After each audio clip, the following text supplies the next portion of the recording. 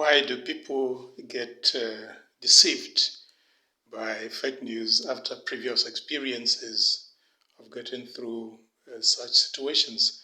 Well, that question is tantamount to asking why people eat, because the way we relate with news in today's media scape is suggestive of the way we survive, because news is quintessential of our existence now, and there is no way we can do without it.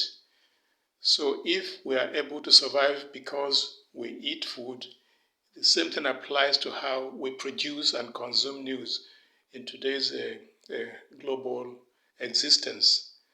And it is very clear that news, whether you call it fake news or authentic news, has shaped our lives in dimensions which we cannot possibly understand.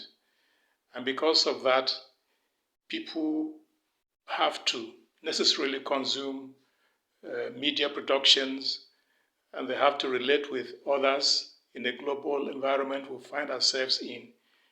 And because of that, many times we come to media events without the necessary knowledge escapes, without the necessary understanding.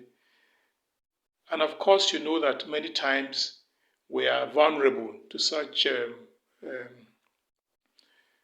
attempts by people who are out to undermine truth, whichever way you want to define it. And in such circumstances, people get aroused.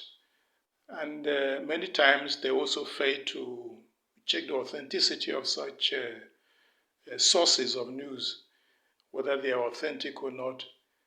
And because of that, they indiscriminately consume such news, and then they get deceived.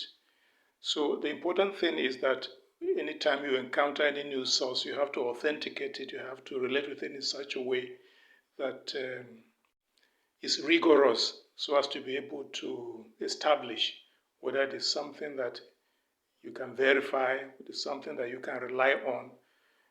And if you think that is not the situation, you have to be very careful about how you accept it.